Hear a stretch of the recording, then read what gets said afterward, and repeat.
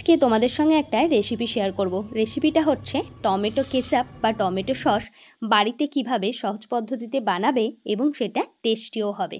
এখন তো শীতকাল, বাজারে অ্যাভেলেবেল টমেটো পাওয়া যাচ্ছে আর কম দামে। তো বাজার থেকে শুধু দেখে নেবে টমেটোটা যেন সতেজ হয় আর লাল থাকে, তাহলেই হবে। তো দেখো, এখানে আমি নিয়েছি 1.5 কিলো মতো টমেটো, ভালো করে ধুয়ে কেটে নিয়েছি।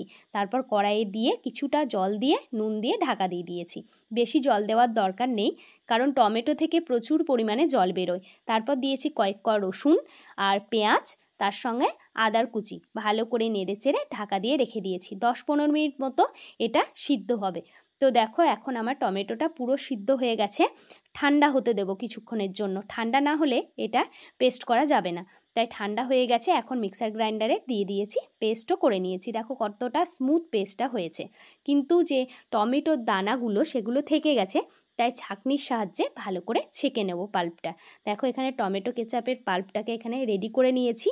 এবার এখন দিয়ে দিলাম কড়াইয়ের মধ্যে, তারপর দিলাম স্বাদ মতো নুন, স্বাদ মতো মিষ্টি, যে যেমন টক মিষ্টি খাবে সেই অনুযায়ী চিনিটা দেবে। তো ভালো করে নাড়াচাড়া করব এখন কেচাপটাকে, কারণ হচ্ছে তলে লেগে যেতেও পারে, তাই ভালো করে নাড়াচাড়া করছি। আর এখন যেটা দিচ্ছি এটা হচ্ছে কাশ্মীরি লঙ্কার গুঁড়ো। এটা একমাত্র দিচ্ছি কালারের জন্য, যেহেতু আমি এখানে কোনো কালার ইউজ করছি না, তাই কাশ্মীরি লঙ্কার গুঁড়োটা দিচ্ছি। তারপর দেখাচ্ছি তোমাদেরকে কালারটা কেমন আসবে। দুর্দান্ত কালার হয়েছে, দেখেই বুঝতে পারছো। আমার কাছে যেহেতু ভিনিগার নেই, তাই একটু সামান্য লেবুর রস দিয়ে দিয়েছি। এখন ভালো করে নেড়েচেড়ে পুরো রেডি হয়ে গেছে আমার টমেটো কেচাপ। দেখো থিকনেসটা দেখাচ্ছি তোমাদেরকে যে কীরকম হয়েছে। ভালো করে নাড়াচাড়া করার পর এই থিকনেসটা এসেছে, মানে আমার টমেটো কেচাপ পুরো রেডি হয়ে গেছে।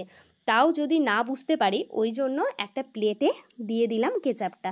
প্লেটে দেওয়ার পর গড়িয়ে দেখবো যে কেচাপটা গড়িয়ে চলে আসছে কিনা। আসলে যদি জল জল থাকে তাহলে তাড়াতাড়ি গড়িয়ে যাবে। দেখো দেখাচ্ছি, পুরো কেচাপ রেডি হয়ে গেছে। এখন আমি ঢেলে নেব। তো কাঁচের জারে দিলেই ভালো হয় কেচাপটা। তো আমি ফ্রিজে রাখবো, অসুবিধা নেই, কিছু দিনের মধ্যেই শেষ হয়ে যাবে। মেয়েও খেতে ভালোবাসে আর আমিও বাসি।